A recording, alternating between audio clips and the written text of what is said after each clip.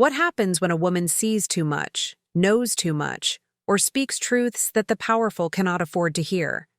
Imagine standing in a world where prophecy is both feared and desired, where a single prediction can shift the balance of kingdoms, yet the woman who speaks it becomes the target of the very empire she once served. Were these prophetesses exiled because they were dangerous, or because they revealed dangers others wanted buried? That question shapes every part of this forgotten chapter of ancient history, and the deeper you go, the more you realize how much was intentionally hidden. Across multiple civilizations from the Mediterranean to the Near East, women gifted with visions walked a razor edge between reverence and obliteration. Their insight into politics, warfare, disease, and divine will made them invaluable in times of crisis, but intolerable in times of control. The moment a prophecy contradicted a king, exposed a priesthood, or threatened a rising dynasty, the prophetess was no longer a sacred vessel. She became a liability. And liabilities were removed quickly, quietly, and without mercy. The official records always said the same thing: disobedience, impurity, hysteria. But what really happened to these women once the decree of exile was passed is far darker than the sanitized lines found in surviving tablets and scrolls. The banishment rarely happened in daylight. Most were taken during late hours, under the guise of ritual purification or spiritual reassessment. They were led to remote sanctuaries, abandoned shrines, border temples, or forest thresholds where scribes and judges waited with sealed orders. Some were forced to recant their visions, others to submit to interrogations disguised as divine tests. Many refused, knowing that to deny a vision was to kill a part of themselves, and yet that refusal often signed their final sentence.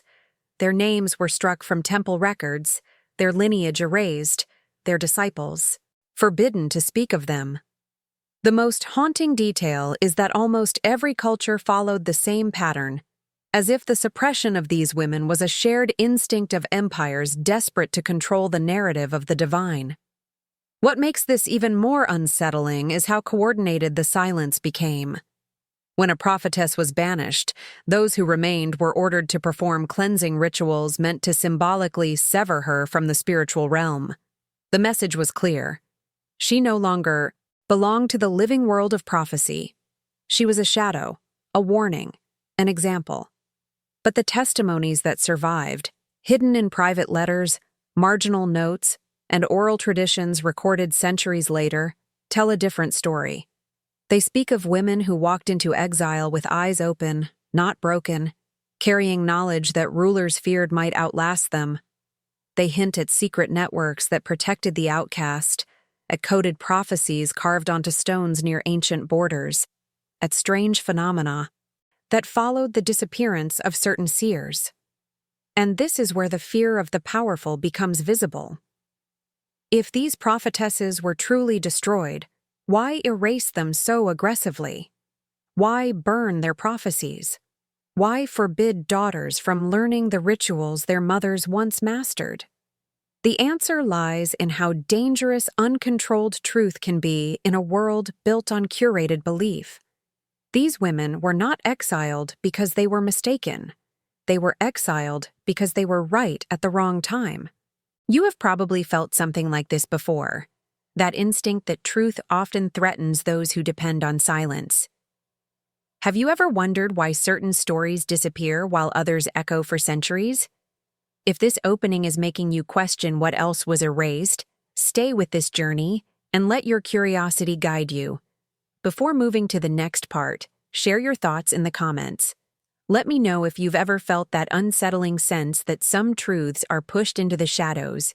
Leave your like to help this investigation reach more people, and check if you're already subscribed so you don't miss what comes next, as we continue uncovering what happened to these women after their disappearance, following the trail they left behind even when the world tried to bury it. Once a prophetess was marked as a threat, the process that followed was not chaotic or impulsive.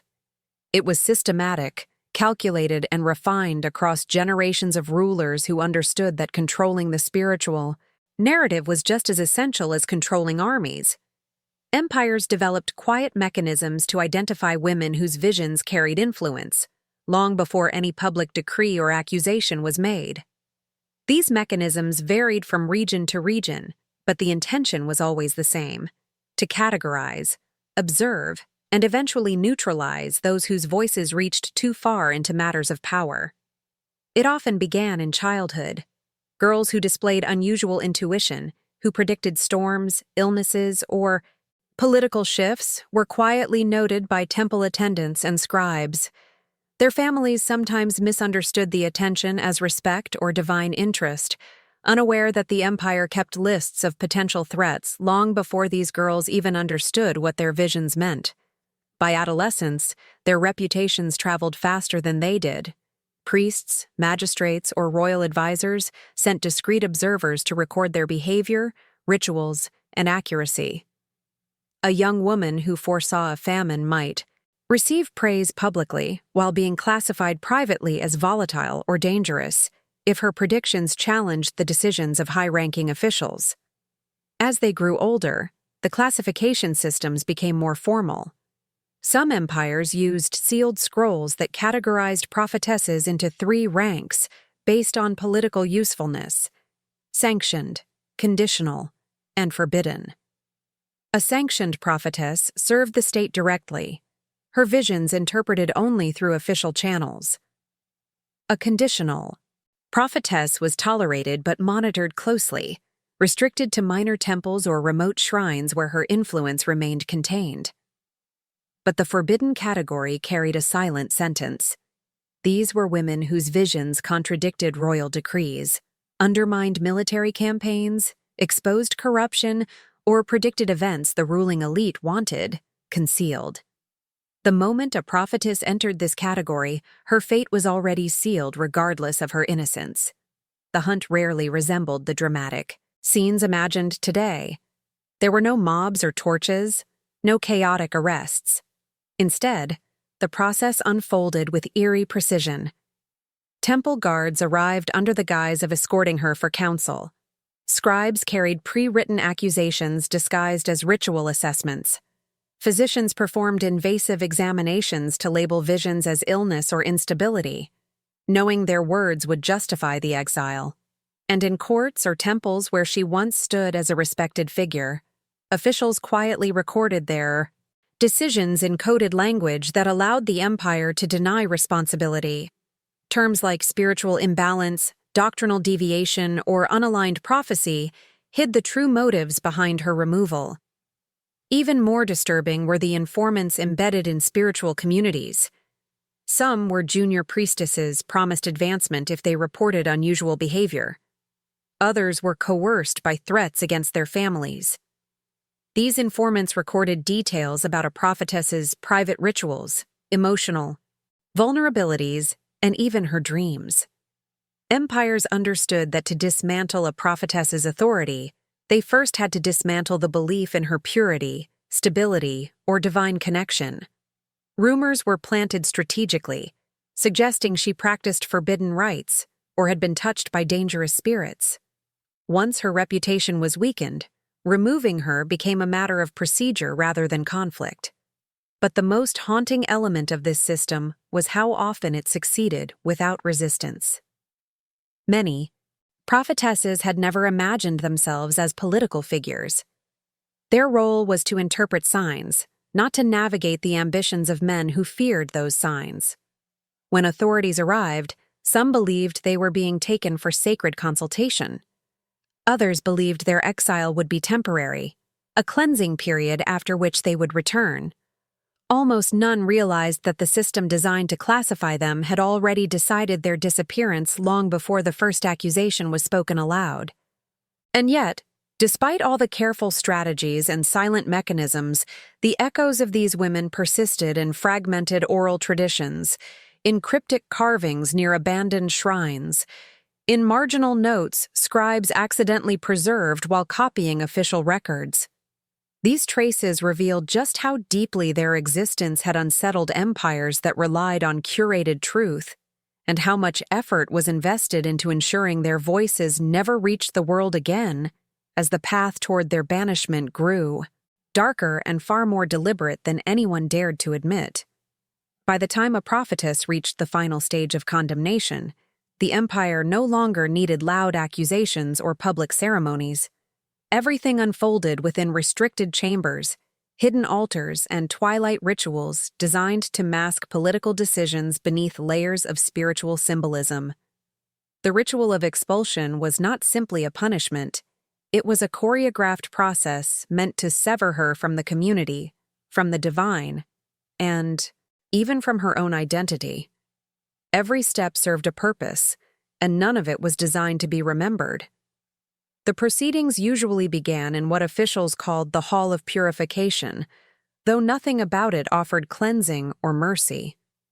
Torches burned low to distort the light, inscriptions covered the walls in languages only the priesthood could read, and a single stone platform stood at the center. The prophetess was ordered to stand barefoot upon it, a symbolic gesture that declared she carried no sacred authority of her own. Around her, judges chosen by royal decree waited with tablets already prepared long before she entered the room. Their verdicts were not the result of investigation, but the culmination of a system that had quietly marked her as unwanted months or even years earlier. The interrogation phase was deliberately disorienting. She was asked about visions she had shared, then accused of predicting events she had never spoken of, then confronted with misinterpretations planted intentionally in the community. Officials watched closely not to seek truth, but to document emotional responses they could classify as instability. The more calmly she defended herself, the more they insisted she was hiding dangerous knowledge. The more passionately she spoke, the more they claimed she was unfit for divine service. Every answer became a reason to proceed with the expulsion, proving that the ritual existed only to justify a sentence that had already been decided in silence. While the judges questioned her, scribes recorded every moment in coded phrases meant to distort the truth. If she raised her voice, it became evidence of corruption. If she remained quiet, she was written as deceitful. Even acts of mercy were turned against her. Some prophetesses tried to warn their interrogators of visions they had seen concerning the kingdom, but these warnings were noted as threats rather than prophecy. In a world where political control depended on shaping the divine narrative, a woman who spoke truths inconvenient to power could not be allowed to keep her voice. The ritual itself began when the chief priest signaled a group of attendants to circle the platform. They carried bowls of blessed ash, dyed water, or crushed herbs believed to neutralize spiritual influence. One by one, they sprinkled or smeared these substances around the prophetess, forming a symbolic boundary that declared her separated from the sacred realm. Though the gesture appeared ceremonial, its purpose was psychological.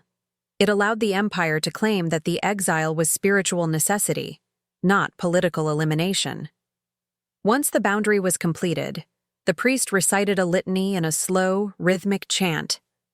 Outsiders believed this chant severed the prophetess from divine communion, but hidden texts suggest it was actually a vow of silence among officials, binding them never to reveal the real reasons behind her disappearance.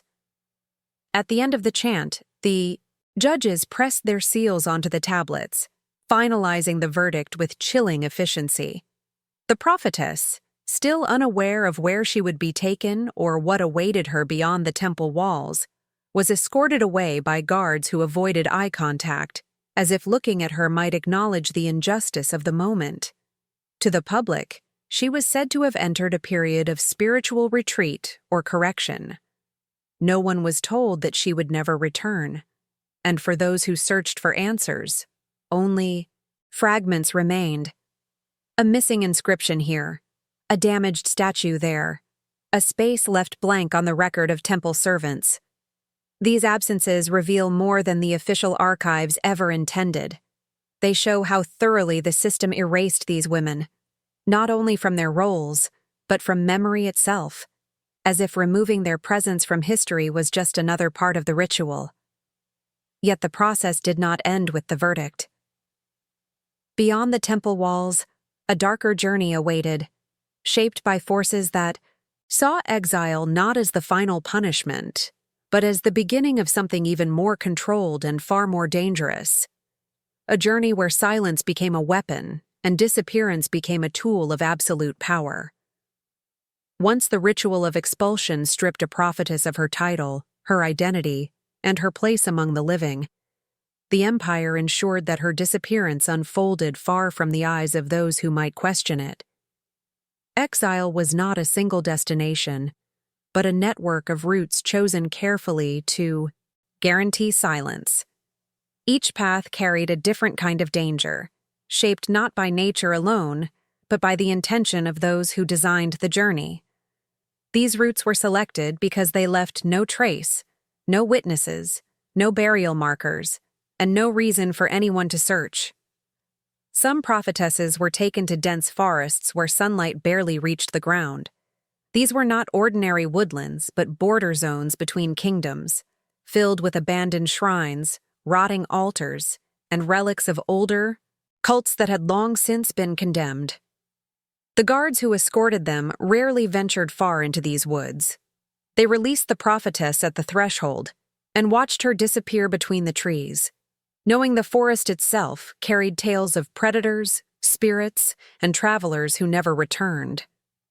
Temple manuscripts suggest these locations were chosen because the forests were believed to distort perception, blurring the line between divine visions and hallucinations, making anything she might experience impossible to verify.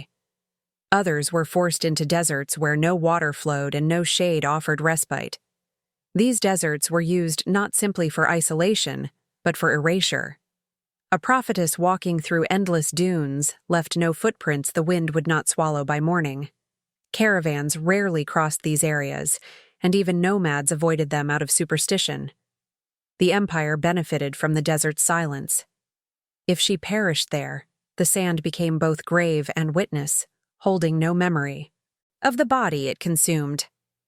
What made these exiles even more haunting was the fact that some prophetesses were sent with small offerings of food or water, as if the empire wanted to pretend it offered mercy, while knowing perfectly well that survival was only a temporary illusion. Then there were the mountains, the most feared of all the exile destinations. These were jagged, wind-scoured peaks with paths too narrow for horses and too treacherous for travelers. According to fragmented records, mountain exiles were reserved for prophetesses considered particularly dangerous, not because of the content of their visions, but because of the loyalty they inspired. Sending them into high, isolated terrain ensured that even if followers attempted rescue, they would face deadly terrain long before reaching them. Some ancient texts describe strange symbols carved into cliff faces, suggesting that prophetesses left behind messages or warnings, though scholars disagree on whether these markings were genuine prophecies or later embellishments added by fearful devotees. What all these paths shared was the empire's intention: remove the prophetess from the world without shedding blood publicly, without inciting sympathy, without creating a martyr. Officially, the authorities claimed they were sent to places conducive to reflection and purification. Unofficially, the routes were engineered so that even if a prophetess survived the first night, she would not survive the journey as a whole. And yet, whispers persisted. Stories of women who walked into forests and emerged weeks later with visions sharper than before. Rumors of exiles who found refuge with hidden tribes, hermits, or outlawed spiritual groups. Tales of prophetesses whose disappearance was followed by unexplained storms, plagues, or political upheavals, as if the land itself reacted to their unjust removal. These stories, however, true or exaggerated, did not change the empire's methods. The paths of exile remained a key, silent weapon, one that left no record, no body, and no voice capable of revealing what truly happened once the guards' footsteps faded behind them. And the most unsettling part is how consistently these patterns appear across empires that never contacted one another, as if the decision to hide these women in the most remote corners of the world was an instinct shared by rulers who feared both the divine and the truth that accompanied it. Before we continue, I would truly like to hear your thoughts. What do you imagine happened to these women after they were led into the unknown? Leave a comment sharing your interpretation or feeling about this moment in the story, and let your voice be part of uncovering what history tried so hard to hide. For the prophetesses who survived the initial stages of exile or were intercepted before reaching the wilderness, a different fate awaited. Not every empire chose disappearance as the final step. Some rulers understood that spiritual authority, once stripped from its original purpose, could be repurposed into something far more useful to those in power.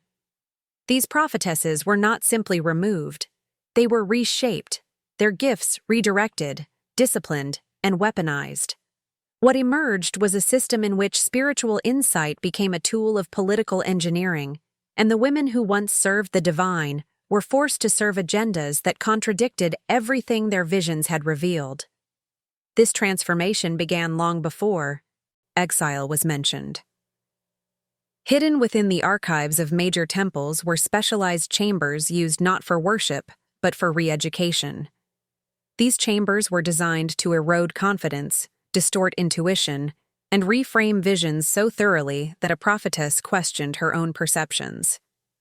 Officials believed that if they could hollow out her certainty, they could rebuild her with a new framework aligned with the empire's needs.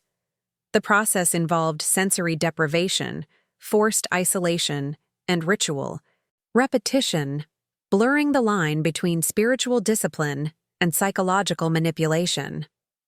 One of the most insidious techniques involved binding a prophetess to a controlled environment, where every sound, scent, and light was curated.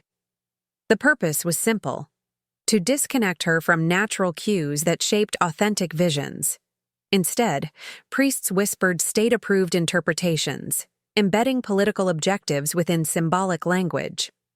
Over time, some prophetesses began to confuse their coerced visions with genuine ones, not because they were weak, but because the empire had learned to mimic the rhythms and patterns of prophecy with disturbing accuracy. This was not faith, it was conditioning. Another method focused on exploiting fear and loyalty simultaneously. Prophetesses were shown carefully staged omens, false signs crafted by illusionists, astrologers, or state scholars. The empire wanted them to believe that the universe itself endorsed the ruler's decisions. When a prophetess resisted, the consequences were swift. She was confronted with threats against loved ones, or forced to witness the punishment of others accused of questioning divine order. These emotional pressures were chosen deliberately because spiritual women relied heavily on empathy, making them more vulnerable to harm inflicted upon those they cared about. In some temples, the process became even darker. Records hint at forbidden substances administered under the guise of ritual, purification. These mixtures induced hallucinations that blurred the boundary between real vision and manufactured revelation. A prophetess caught in this web often believed she was failing her divine calling, unaware that the empire had designed the very confusion tormenting her. The objective was clear: break the spiritual structure of her identity and rebuild it using fear, isolation, and calculated deceit.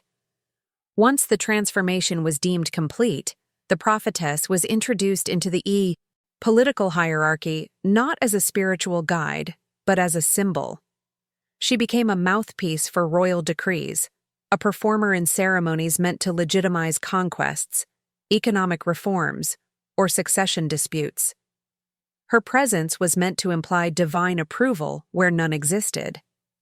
The tragedy lies not only in the manipulation itself, but in how effectively the empire concealed it.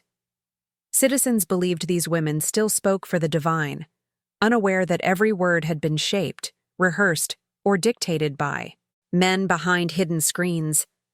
Yet despite all this, remnants of resistance appeared in subtle ways. A strange pause during a public prophecy, a symbol drawn incorrectly on purpose, a cryptic phrase embedded in an otherwise compliant declaration. These small acts suggest that even after intense coercion, some prophetesses retained fragments of their original vision. They attempted to encode warnings, hints, or contradictions within the very rituals meant to silence them. These whispers of defiance survived in secret commentaries, marginal notes left by sympathetic scribes, and oral traditions passed quietly between generations of women. These fragments reveal that transformation was never truly complete. The gift of prophecy, though suppressed, could not be extinguished entirely. And the more the empire tried to bend these women into instruments of control, the more unpredictable the consequences became, setting the stage for the hidden networks and shadowed alliances that emerged among those who refused to let their voices vanish into the machinery of power. While empires officially claimed that prophetesses were exiled, purified, or reassigned to distant sanctuaries, the hidden truth is far more disturbing. Many of these women never reached the forests, deserts, or mountains described in public decrees. Instead, they were intercepted by clandestine networks operating in the shadows of the political and spiritual system. These groups, often composed of corrupt priests, opportunistic merchants, and rogue officials, recognize the immense value of a woman with prophetic ability. They transformed exile into an underground economy, one where the fate of a prophetess was determined not by divine will, but by the highest bidder. These networks thrived in border regions where the authority of central governments weakened and where ancient trade routes created endless opportunities for secrecy. Hidden compounds were established near caravan stations, mountain passes, or abandoned temples.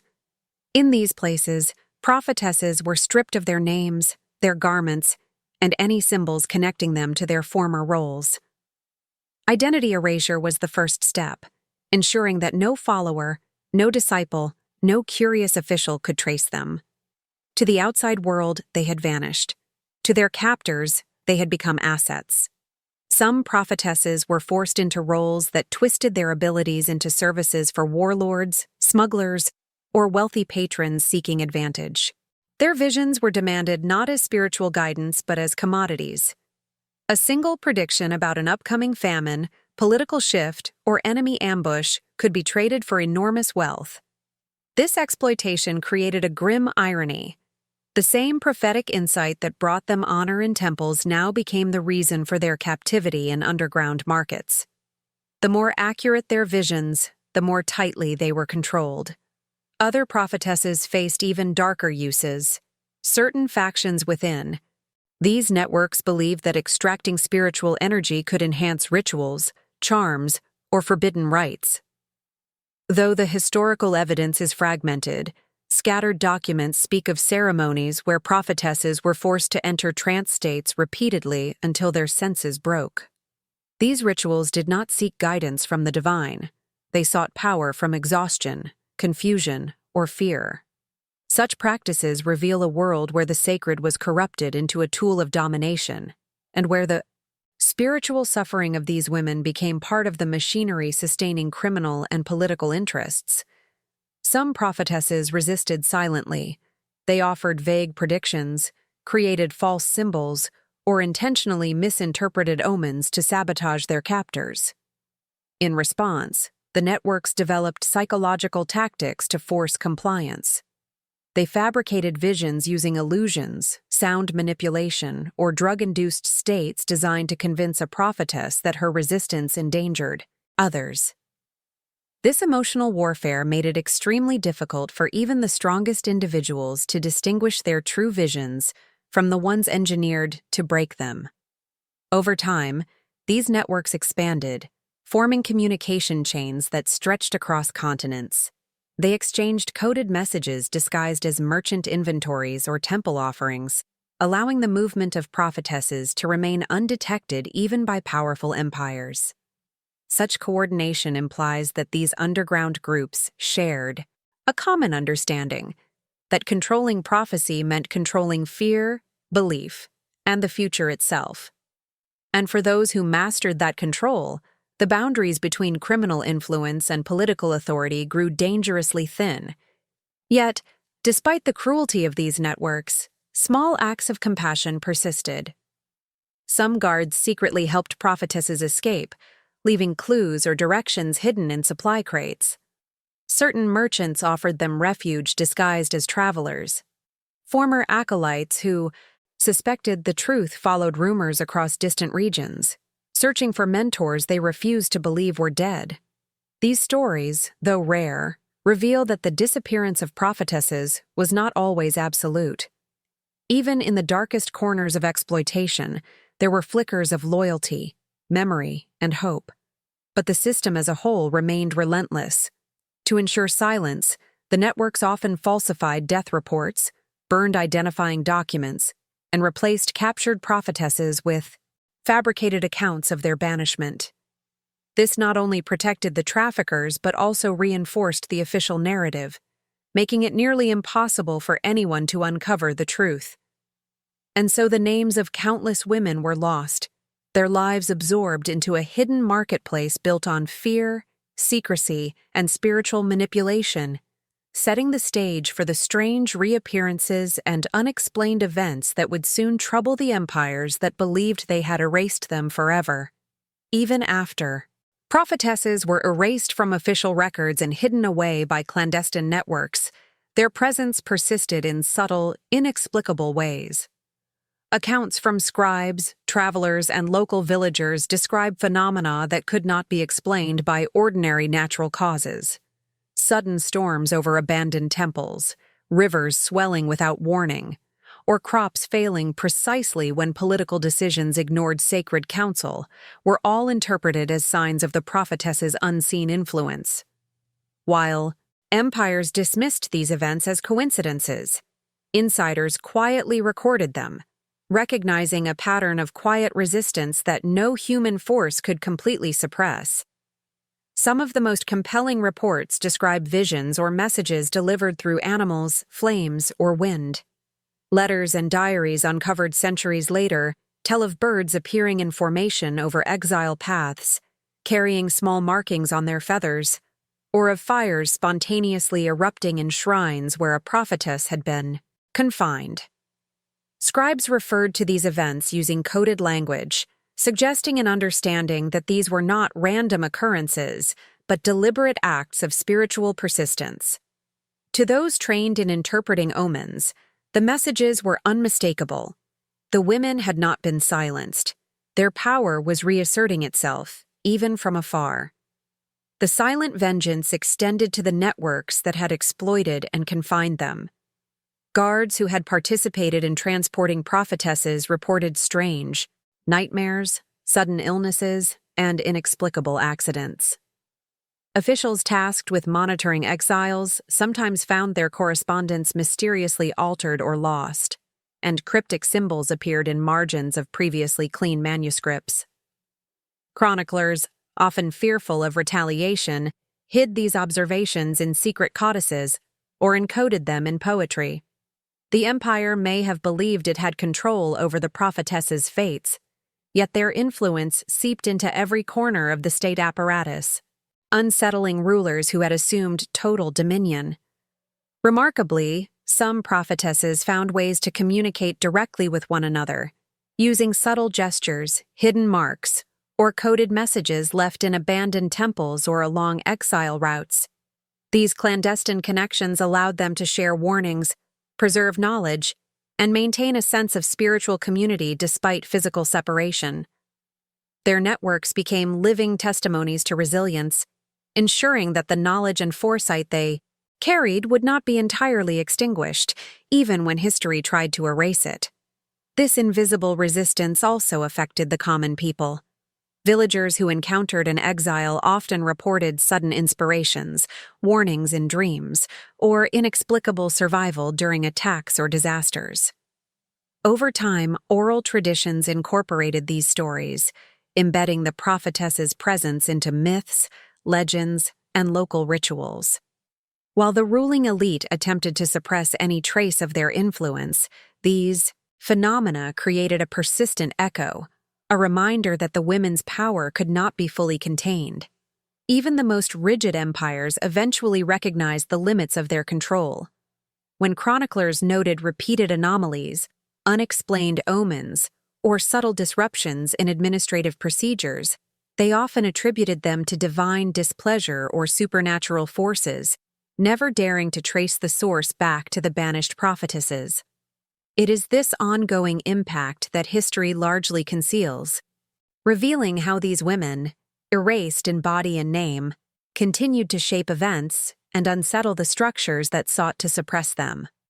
I want to hear your thoughts on this. What do you think these unexplained phenomena tell us about the women who were banished? Leave a comment sharing your interpretation or your reaction to the idea that even erased prophetesses could influence events from the shadows, and join the conversation about these hidden forces that history almost forgot. The effort to erase the prophetesses extended far beyond exile and clandestine networks.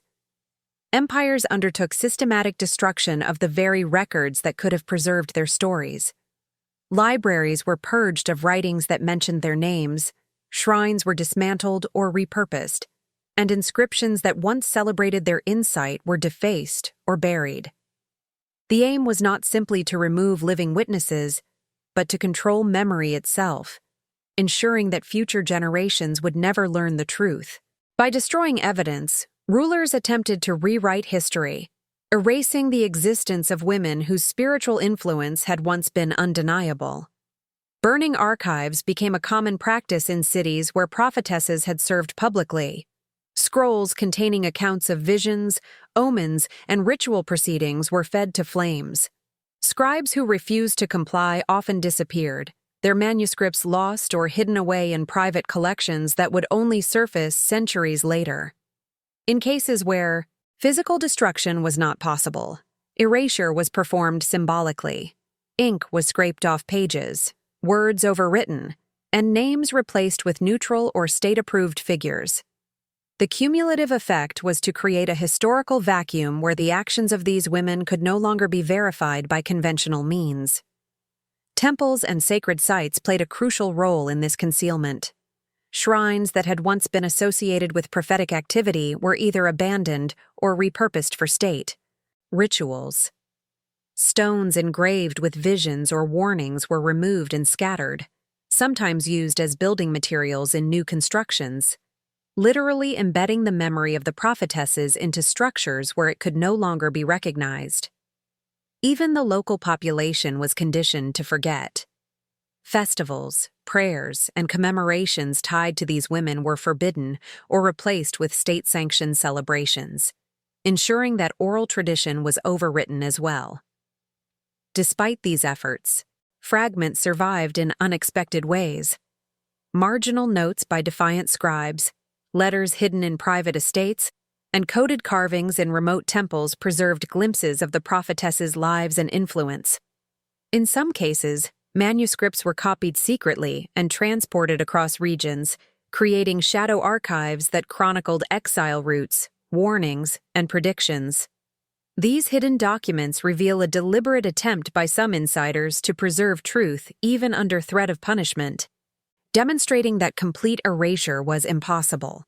The women's impact persisted, quietly resisting suppression through the subtlety of memory, devotion, and encoded communication. Even centuries later, archaeologists and historians uncover these traces, piecing together patterns that official records deliberately omitted. They find evidence of sudden structural alterations in temples, traces of burned papyrus beneath floors, and fragments of letters that contradict sanctioned histories. Each discovery highlights the extraordinary lengths empires went to conceal the existence of these prophetesses, and yet each fragment also underscores the resilience of their presence. The systematic destruction of archives and sacred spaces was intended to guarantee oblivion, but it also unintentionally created a trail of anomalies that continue to intrigue researchers and challenge accepted narratives. The hidden testimonies often reveal the human cost of this erasure. witnesses who survived. Exile, whether scribes, disciples, or members of local communities, carried stories that had to be whispered, encoded, or transmitted in riddles. Generations of these oral traditions preserved details that official histories obliterated. The result is a fragmented yet persistent echo of the prophetess's influence, showing that even in the face of state-sanctioned destruction, memory and truth can endure. These fragments form the foundation of what we now begin to reconstruct: a history, deliberately obscured, yet impossible to fully extinguish. As centuries passed, the surviving prophetesses faced a world increasingly hostile to their existence. The final generation grew up with the memories of those who had vanished before them, hearing fragments of warnings and tales that no longer carried the weight they once held. These women were born into exile or raised under the shadow of imperial scrutiny, often without access to formal training or spiritual communities that had once nurtured their abilities. The isolation imposed on them was not merely physical. It extended into culture, memory, and language, creating an environment where even extraordinary insight was regarded with suspicion. This generation encountered societies that had systematically reinterpreted prophecy as delusion. What had once been considered divine foresight was now labeled hysteria, madness, or superstition. Any public display of knowledge or spiritual skill was met with skepticism, ridicule, or persecution. In courts where once a prophetess's word might have influenced military strategy, legislation, or succession, her insights were dismissed as erratic or dangerous eccentricities. The repetition of this pattern ensured that the power of prophecy was not only contained but delegitimized, severing the link between spiritual authority and societal influence. The reinterpretation of signs and visions also served to reinforce state narratives. Texts that survived the earlier destruction of archives were carefully edited, marginal notes were removed, and oral traditions were twisted into cautionary tales warning against female hubris. A storm once interpreted as divine retribution might now be described as coincidental misfortune, a sudden illness as natural disease rather than a manifestation of unseen forces. Communities that had relied on the counsel of prophetesses were conditioned to view intuition with doubt, turning those who retained gifts into anomalies, social outcasts, or targets of official investigation. Yet, even under these conditions, the prophetesses continued to leave traces of their insight. Secret gatherings in hidden locations, encoded markings on objects, and subtle gestures in public spaces became methods of transmitting knowledge safely. Disciples, family members, and sympathetic citizens preserved fragments of ritual, prophecy, and warning in whispers, graffiti, and carefully concealed manuscripts. These acts were dangerous. Discovery often meant imprisonment, exile, or worse. The very act of survival required adapting spiritual practice into forms that could persist unnoticed, leaving a legacy both invisible and persistent. Despite reinterpretation and suppression, some signs retained their potency.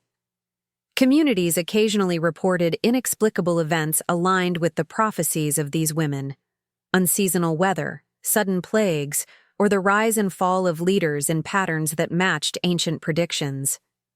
Scholars centuries later found inconsistencies in official histories, revealing that what had been dismissed as madness often contained a kernel of undeniable truth.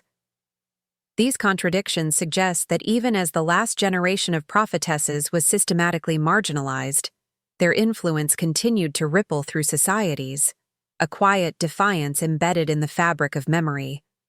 The story of this generation highlights the tension between institutional control and spiritual autonomy.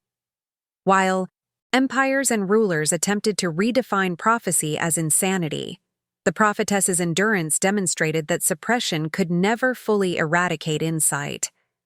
Their lives became a study in resilience, showing that even when the world sought to erase knowledge, vision could survive in shadowed corners, transmitted carefully to those willing to see beyond the sanctioned narrative. The banished women left traces, subtle yet powerful, reminding all who dared to notice that truth cannot be entirely hidden, and that history itself is often rewritten to obscure what it fears most. The cumulative impact of centuries of exile, suppression, and reinterpretation left a legacy that is as chilling as it is instructive. The erased prophetesses, whose lives were meticulously hidden from official history, reveal the extraordinary lengths to which empires would go to control knowledge, manipulate belief, and shape human behavior. Each disappearance, each act of erasure, was not random.